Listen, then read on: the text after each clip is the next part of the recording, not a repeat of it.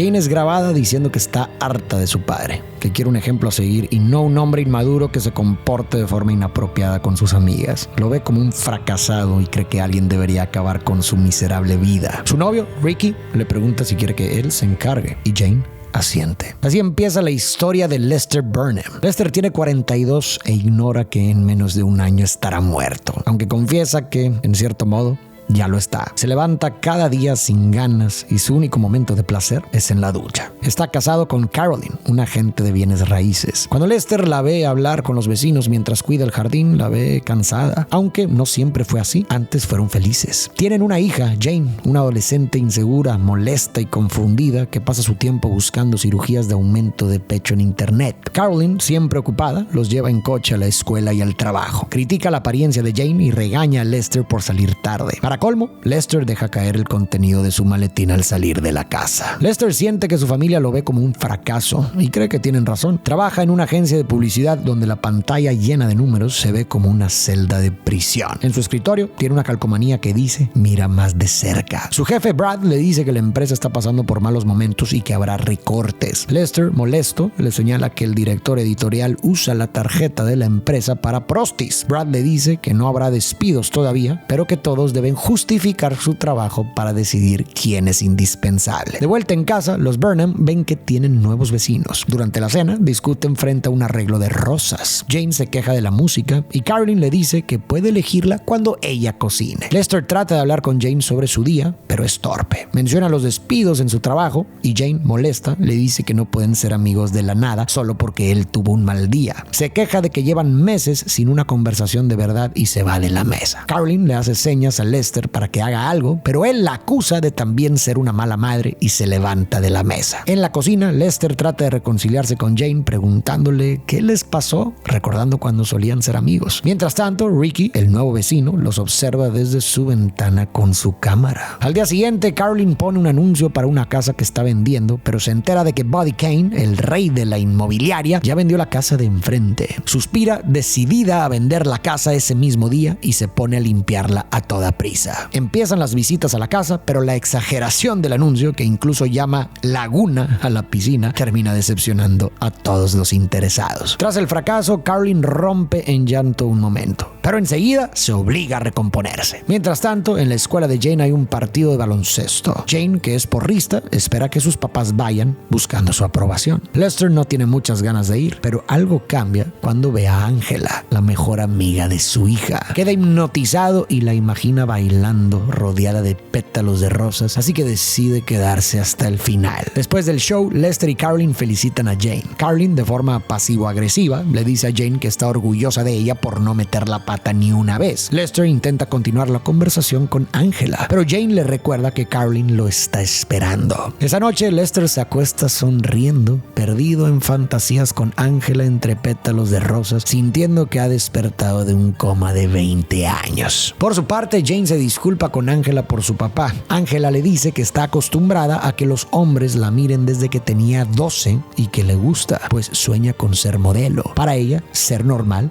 es lo peor. Al llegar a casa, Jane ve a su vecino Ricky grabándola con su cámara. Ella le muestra desaprobación, pero al entrar en casa, sonríe. Al día siguiente, Ricky desayuna con su familia. Su mamá, Bárbara, le sirve tocino, pero él le recuerda que no lo come. Tocan el timbre. El papá de Ricky, el coronel Frank, abre la puerta y se encuentra con Jim y Jim, una pareja gay que acaba de mudarse al vecindario. De camino a la escuela, el coronel se queja de ellos, llamándolos descarados. Ricky, para no meterse en problemas, asiente y le dice "señor". En la escuela, Angela le cuenta a sus amigas que tuvo un encuentro íntimo con un fotógrafo famoso, justificándolo como una oportunidad que no podía desaprovechar. Una amiga la acusa de comportarse inapropiadamente y se marcha. Cuando Jane le cuenta a Angela que Ricky la grabó la noche anterior, Angela lo llama lunático, recordando que sus papás lo internaron en un hospital psiquiátrico. Pero Jane lo defiende y Angela nota que a Jane le interesa Ricky. Ricky se le acerca a Jane y le dice que no quería asustarla, que solo la encontró interesante. Jane, tratando de imitar a Angela, le dice que no necesita que un loco se obsesione con ella. Ricky le aclara que no está obsesionado, solo siente curiosidad. Cuando Ricky se va, Angela lo llama raro y dice que se cree demasiado, además de que ni siquiera le prestó atención a a ella. Antes de entrar a analizar la película, quiero que pensemos en algo que nos pasa a todos, aunque a veces no lo notemos, que es que muchas veces no actuamos según lo que realmente somos, sino según lo que creemos que los demás piensan de nosotros. El sociólogo Charles Cooley lo resumió con la siguiente frase: no soy lo que pienso que soy, ni lo que tú piensas que soy. Soy lo que pienso que tú piensas que soy. Es decir, nuestra identidad se va moldeando según las ideas que nos hacemos de lo que creemos que otros ven en nosotros. Esto se ve en lo cotidiano. Si alguien nos mira en la calle, de inmediato podemos sentirnos inseguros y preguntarnos si algo anda mal con nuestra ropa o nuestra forma de caminar, aunque esa persona tal vez ni siquiera nos esté prestando atención. Vivimos pendientes de esas miradas y comentarios, incluso de los que solo existen en nuestra cabeza. La película nos mostrará personajes atrapados en esta dinámica. Veremos cómo actúan no tanto desde lo que realmente sienten o desde cómo los ven en realidad, sino desde cómo creen que los demás los perciben. Y esto los empujará a vivir vidas que no se sienten propias, llenas de contradicciones y crisis internas que terminarán explotando. Esa noche, Caroline convence a Lester de ir a una cena de negocios, insistiendo en que deben mantener una buena imagen. Ella le pide que actúe como si fuera feliz. En la cena, Caroline se acerca a Buddy, el rey de la inmobiliaria. Lester lo saluda, pero Buddy no lo recuerda. Y Lester comenta con ironía que él tampoco se recordaría. Caroline se ríe incómoda y le pide a Lester que no sea raro. Para incomodarla más, Lester la besa frente a Buddy y bromea sobre su saludable relación antes de ir por una bebida. Caroline conversa con Buddy llenándolo de elogios y expresando su deseo de aprender de él, a lo que Buddy se muestra interesado. En el área de servicio, Lester se encuentra con Ricky, quien le ofrece cannabis. Lester acepta y ambos fuman mientras comparten historias y se ríen. Cuando el jefe de meseros los descubre, Ricky renuncia en ese momento, lo que impresiona a Lester. Ricky explica que su empleo era solo una fachada para mantener a su padre alejado y antes de irse le deja su número por si quiere más cannabis. Mientras tanto, en casa, Angela y Jane ven televisión. Cuando Lester y Caroline regresan, Angela saluda a Lester y le lanza un par de cumplidos, lo que provoca que Lester fantasee con ella, imaginándola besándolo y sacando un pétalo de rosa de su boca. La fantasía se corta cuando Caroline entra y Lester, al saber que Angela se quedará a dormir, escupe su cerveza. En el cuarto de Jane, mientras charla con Angela, Lester escucha tras la puerta. Jane se disculpa por su papá, pero Angela dice que le parece divertido. De pronto comenta que si Lester hiciera ejercicio, podría gustarle y no dudaría en acostarse con él. En ese momento, un ruido en la ventana las asusta. Ven que en el jardín está escrito el nombre de Jane en llamas. Angela se burla de Ricky, pero al pensar que él las graba, se pone a posar. Sin embargo, Ricky solo graba a Jane. Ricky también graba a Lester bajando al sótano para buscar pesas, motivado por lo que dijo Angela. Lester se quita la camisa y empieza a hacer ejercicio. Mientras tanto, el coronel Frank irrumpe en el cuarto de Ricky lleno de cintas de video y le pide una muestra de orina para comprobar que está limpio. Ricky, preparado, saca del refrigerador una muestra de otro para entregarla después. Esa noche, Lester se da placer fantaseando con Angela en una bañera llena de rosas. Caroline se da cuenta y lo enfrenta con disgusto. Lester le responde con enojo, acusándola de apática y de no tener pasión. Caroline se levanta furiosa diciendo que su relación ya no es un matrimonio. Lester le contesta que ya no lo era desde hace años y que ahora él va a buscar su propia satisfacción. Ella amenaza con el divorcio, pero Lester le recuerda que él la ayudó a construir su carrera y que tiene derecho a la mitad de todo. Después de la discusión, Lester sonríe. A la mañana siguiente, Lester sale a correr con los Jim y les pide consejos para ponerse en forma porque quiere verse bien desnudo. Mientras corren, el coronel Frank los ve y bromea de forma homofóbica. Lester se detiene a saludar a Ricky y se presenta con Frank. Después, Lester sube al cuarto de Ricky con la excusa de hablar de películas, pero en realidad va a comprarle cannabis. Frank los observa con desconfianza desde la ventana. En la habitación, Lester se sorprende del precio de la mercancía y entiende cómo Ricky paga su equipo de video. Luego recuerda con nostalgia cuando trabajó en una cocina en verano para comprarse un equipo de música y cómo en ese entonces solo salía de fiesta y se acostaba con chicas, sintiendo que esos tiempos eran mejores. Mientras corta rosas en el jardín, Caroline ve a Lester en la cochera levantando pesas y fumando cannabis. Ella critica su mal ejemplo para Jane, pero Lester responde sarcásticamente sobre el pobre ejemplo que Caroline da con su avaricia. En el trabajo, Lester presenta su descripción de puesto, donde se burla de sus jefes y de su rutina diaria, confesando que incluso se escapa al baño para darse placer mientras sueña con una vida menos miserable. Brad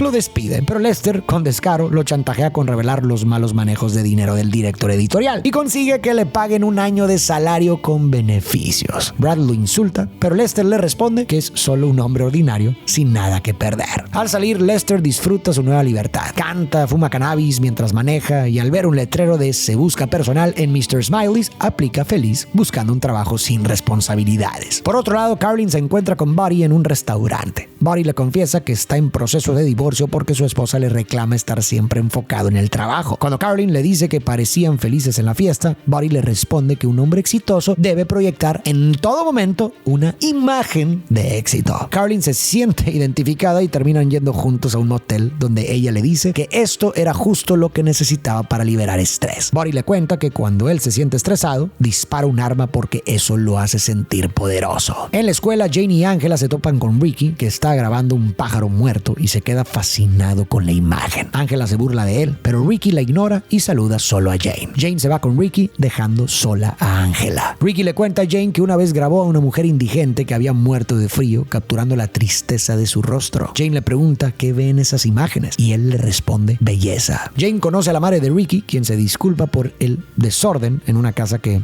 está perfectamente ordenada. Después, Ricky le enseña el escondite de armas de su padre, donde destaca un plato con una esvástica alemana. Ricky le muestra a Jane su grabación favorita, una bolsa de plástico movida por el viento entre hojas secas. Le dice que parecía que la bolsa bailaba con él y que ese momento le hizo sentir que había vida detrás de todo y que no había razón para tener miedo. Ricky admite que puede sonar tonto, pero le ayuda a recordar la belleza del mundo. Jane, tocada por las palabras de Ricky, le toma la mano y lo besa. En la cena, la tensión entre Carolyn y Lester sube hasta convertirse en una pelea llena de reproches. Jane intenta irse, pero Lester le grita que se quede. Luego le dice a Carolyn que está harto de que lo trate como si no existiera. Cuando Carolyn intenta interrumpirlo, Lester, frustrado, lanza el plato de espárragos contra la pared y le exige que lo deje hablar. Después, en un silencio incómodo, decide cambiar la música de la cena, cansado de la música que siempre pone Carolyn. Hey, ¿qué tal? Voy a hacer una pequeña pausa para hacerte una petición. Puede que tú veas estos videos todos los días y no estés suscrito, lo cual no tiene nada de malo, pero me ayudarías muchísimo si lo hicieras con el botón rojo que está ahí abajo. Esto me permite poder seguir trayendo más videos y más seguido. Muchas gracias por el apoyo y ahora sí, continuamos. Más tarde, Carolyn va al cuarto de Jane a disculparse por la pelea. Jane le dice que sus padres actúan como locos, lo que lastima a Carolyn. Entre lágrimas, Carolyn le dice que es bueno que haya visto la pelea para que aprenda a valerse por sí misma. Jane responde que no quiere un drama y Carolyn, furiosa, le da una bofetada, llamándola desagradecida. Después, Jane saluda a Ricky por la ventana mientras él la graba. Ella se muestra ante él, pero en ese momento, el coronel Frank entra furioso al cuarto de Ricky y lo golpea, acusándolo de meterse en su espacio privado. Ricky le explica que solo quería mostrarle a su novia un plato y al escuchar sobre Jane, Frank se calma un poco y le dice a Ricky que lo hace por su bien. Por otro lado, Carolyn, siguiendo el consejo de Buddy, compra un arma y va a un campo de tiro para liberar su estrés. Se siente renovada hasta que vuelve a casa y ve un Pontiac Firebird rojo de 1970 en la cochera que Lester acaba de comprar. Lester le dice que siempre quiso ese coche y que por fin lo tiene. Detengámonos un momento en un detalle que ha aparecido una y otra vez en la película y que para mí no es para nada casual.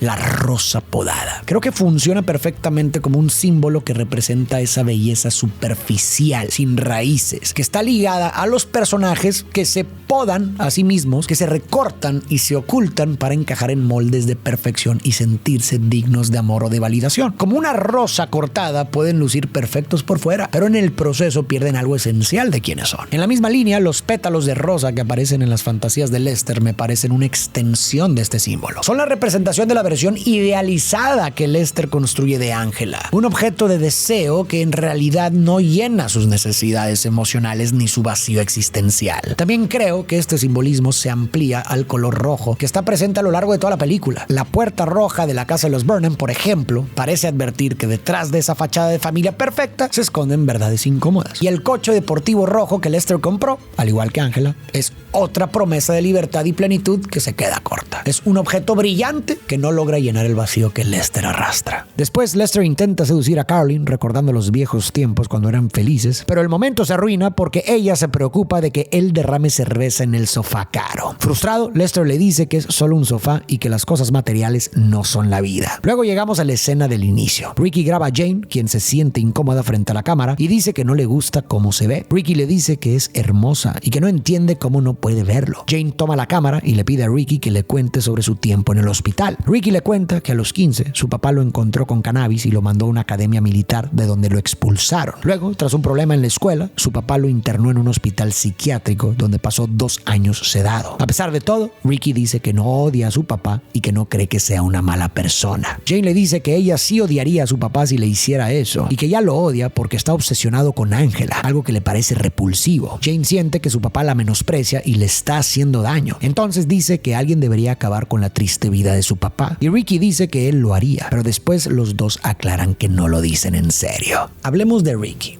De todos los personajes, él es probablemente el que menos vive atrapado por lo que los demás piensan de él. Con su papá mantiene una fachada, sí, pero no porque tenga miedo o porque sea sumiso, sino como una forma de sobrevivir en esa casa y mantener la paz. Es una estrategia, no una traición a sí mismo. Y eso resalta aún más lo auténtico que es. Ricky sabe que grabar a la gente puede parecer raro para los demás y no le importa. Tiene claro que su forma de ver el mundo le da sentido a su vida mucho más que cualquier validación o aprobación de otros. Él quiere vivir con los ojos bien abiertos, atentos a esos momentos que casi nadie ve y que para él están llenos de belleza. Creo que su tiempo encerrado en el hospital psiquiátrico le dejó claro que la vida es frágil, que puede irse en cualquier momento y que por eso hay que valorarla. Quizá por eso puede encontrar belleza en algo tan simple como una bolsa de plástico bailando en el viento. Ricky volvió al mundo con una mirada nueva, con la intención de no dejar pasar por alto las cosas pequeñas. Tal vez por eso mismo siempre lleva su cámara consigo, para recordarse que no hay que perder de vista lo que realmente importa. Al día siguiente, Lester se levanta a correr sin saber que será su último día. Antes de irse a la escuela, Jane le pide a su mamá que Angela se quede a dormir. Carolyn acepta. Luego, Jane enfrenta a Lester, acusándolo de mirar a Angela de forma inapropiada. Lester, molesto, la compara con su madre y Jane se va herida. Ricky acompaña a Jane y Carolyn a la escuela. Al subir a la camioneta, el coronel Frank observa con desconfianza cuando Lester le pide a Ricky que lo llame más tarde. Intrigado, Frank sube al cuarto de Ricky y escucha un cassette donde ve a Lester haciendo ejercicios sin camisa. Mientras tanto, en Mr. Smiley's, Lester escucha a Carolyn y Buddy haciendo un pedido por el autoservicio. Decide acercarse y lo sorprende justo cuando Buddy besa a Carolyn. Con calma, Lester les dice: sonría, está en Mr. Smiley's. Carolyn intenta justificar lo que pasó, pero Lester le dice que no hay problema y que solo quiere que sea feliz, dejando claro que ya no permitirá que le dicte qué hacer. Al llegar al estacionamiento del motel, Buddy le dice a Carolyn que es mejor dejar de verse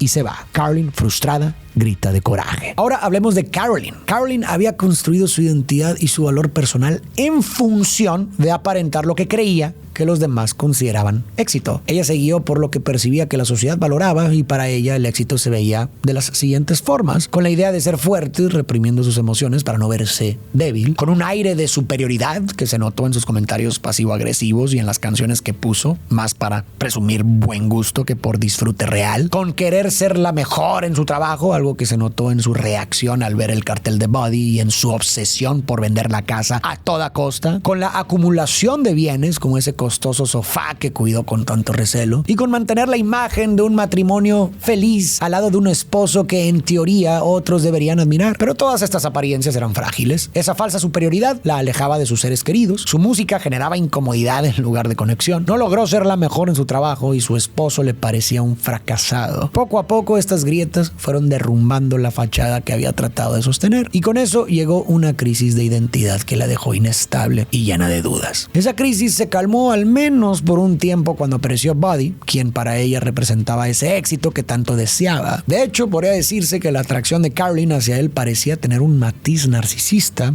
No estaba interesada en Buddy como tal, sino en la imagen de éxito que él proyectaba. Era lo que ella quería ser. Sin embargo, esa ilusión también se rompió cuando Buddy la dejó. Esa noche, Lester se prepara para la llegada de Angela haciendo pesas, pero se queda sin cannabis y llama a Ricky, quien está cenando con su padre. Ricky inventa una excusa para ir a casa de Jane mientras su padre lo mira con sospecha. Ricky le vende cannabis a Lester, pero Frank, espiando desde la ventana, malinterpreta la escena y cree que Ricky le está dando placer a Lester. Cuando Jane y Angela llegan, Angela nota que Lester ha cambiado físicamente y le pregunta si ha estado entrenando. Jane, incómoda con el coqueteo, sube a su habitación. Angela se acerca a Lester, pero se retira a la habitación de Jane cuando Lester le pregunta si le gustan sus músculos. Ricky regresa a casa y Frank lo confronta por lo que cree haber visto. Ricky se ríe de la idea, pero Frank, furioso, lo golpea y le dice que preferiría que estuviera muerto antes que ser gay. Harto, Ricky lo provoca diciendo que come rabos por dinero. Entre lágrimas, Frank le ordena irse y Ricky le dice que le da lástima antes de salir. Al cruzarse con su madre, Ricky le avisa que se va y que le hubiera gustado que las cosas fueran diferentes para ella. Mientras tanto, Jane le dice a Angela que no pueden seguir siendo amigas si se mete con su padre. En ese momento, Ricky llega y le propone a Jane irse juntos a Nueva York esa misma noche, y Jane acepta. Angela, molesta, les dice que están locos y que terminarán viviendo en la calle. Jane le dice a Ricky que pueden usar el dinero que había ahorrado para su cirugía de pecho. Angela dice que le preocupa a su amiga, pero Ricky la enfrenta diciéndole que usa a Jane solo para sentirse mejor consigo misma. Angela llama a Ricky raro, pero Jane interviene, aceptando que ella también es diferente y que nunca serán como los demás. Angela le responde que al menos ella no es fea. Ricky le contesta que sí lo es y que además es aburrida y común y que ella lo sabe. Dolida, Angela sale del cuarto. Jane es el claro ejemplo de cómo la forma en que creemos que los demás nos ven puede marcarnos profundamente. Desde el inicio vemos que Jane se siente insegura con su cuerpo y su imagen. Está rodeada de ideas sobre cómo debería lucir para ser aceptada. Su madre le critica constantemente su apariencia y su amiga Angela acapara todas las miradas y además dice que no hay nada peor que ser ordinario. Y bajo esa presión, Jane llega a pensar que no es lo suficientemente atractiva. Se dice cosas feas a sí misma, se compara con su amiga y hasta considera hacerse una cirugía de aumento de pecho, creyendo que eso es lo que necesita para ser vista y valorada. Pero todo empezó a cambiar cuando conoció a Ricky. A través de su mirada, Jane se siente por primera vez vista de verdad, sin filtros ni exigencias. Ricky la valora tal como es, sin esperar que cambie nada de su apariencia para ser digna de atención o cariño. Esta relación con Ricky la ha ayudado a cuestionar esas ideas que había cargado por tanto tiempo. Ha dejado de pensar en la cirugía, se ha atrevido a decirle a Angela lo que realmente piensa y se ha dado permiso de ser ella misma sin la presión de compararse o de intentar encajar en un molde de belleza que no le pertenece. A través de Jane podemos ver cómo a veces el amor propio puede empezarse a construir cuando alguien nos ve y nos acepta tal como somos. Pero también podemos ver que en el fondo ese cambio sucede cuando nos atrevemos a soltar las expectativas de los demás y empezamos a vivir de acuerdo a lo que realmente sentimos, no a lo que creemos que deberíamos ser para agradar a otros. Lester sigue haciendo ejercicio en el garaje cuando Frank se le acerca. Frank pregunta por Caroline y Lester le dice que está con otro hombre, pero que no le importa porque su matrimonio es solo una fachada. Esto confirma las ideas que Frank tiene en la cabeza y de pronto, abrumado, empieza a temblar y a llorar. Cuando Lester intenta tranquilizarlo, Frank lo besa. Lester se aparta de inmediato y le dice que está malinterpretando la situación. Frank, desconcertado, se va de regreso a su casa. En el caso de Frank, su pasado militar y los valores rígidos de la sociedad en la que vive le han hecho creer que la homosexualidad es algo vergonzoso. Por eso adoptó una actitud homofóbica y agresiva,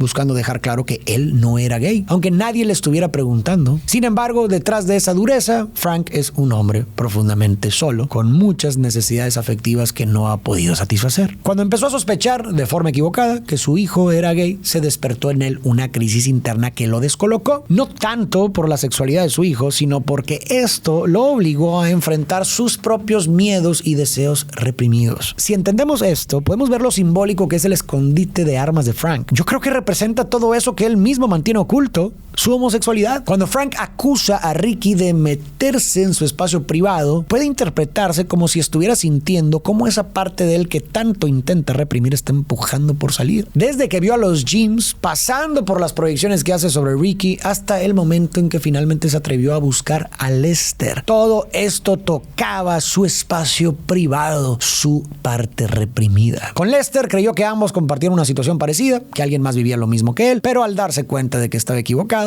el miedo se apoderó de él. Un miedo que no surgió de lo que Lester realmente pensaba, sino de lo que Frank creyó que Lester podía pensar de él. Es ese miedo, mezclado con años de represión y soledad, lo que lo llevará a tomar una decisión extrema. Mientras tanto, Caroline maneja de regreso a casa, escuchando un audio de superación personal que le dice que no sea una víctima, mientras sujeta su arma y acelera. En este punto, todos tienen razones para querer acabar con Lester. La pregunta es, ¿quién lo hará? Después de hacer ejercicio, Lester se sirve una cerveza y encuentra a Angela en la sala triste y pensativa. Ella le cuenta que peleó con Jane porque dijo que Lester le parecía atractivo. Se acercan y Lester le confiesa que la ha deseado desde que la vio. Angela le pregunta si no cree que es común y corriente y él le responde que eso es imposible. Se besan. Cuando Lester empieza a desvestirla, Angela le dice que es virgen. emergen. Sorprendido, Lester se detiene de inmediato. Ella se muestra insegura, pero Lester la cubre con cuidado y le asegura que es hermosa. Angela se disculpa, pero él le asegura que no hay nada de qué disculparse. Angela es un ejemplo claro de lo que decía Cooley. Vivía según lo que creía que los demás veían en ella. Desde los 12, Angela había sentido las miradas y el deseo de los hombres. Crecer en un mundo que asocia la belleza con el valor de una mujer solo reforzó esa experiencia, haciéndola creer que convertirse en un objeto de deseo era esencial para valer algo. Se tragó esa idea por completo. Por eso actuó como actuó. Se mostraba segura, coqueta, hablaba de los hombres que la deseaban y se rodeaba de Jane, a quien veía como menos atractiva porque eso le daba una sensación de superioridad. Su amistad con Jane era en parte una forma de reafirmar su propia belleza y sentirse bien consigo misma. Pero como vimos, esa imagen que proyectaba Angela era solo una fachada. Lo notamos cuando Ricky y Jane la llamaron ordinaria. Con ese simple comentario su idea de quién era se quebró y de pronto vimos el miedo y la inseguridad que siempre había escondido detrás de esa apariencia de chica segura y deseada. La interacción final con Lester fue un momento clave para Angela. Ella fue con él buscando validación, esperando que la deseara como todos los demás, pero Lester, en lugar de aprovecharse o tratarla como un objeto,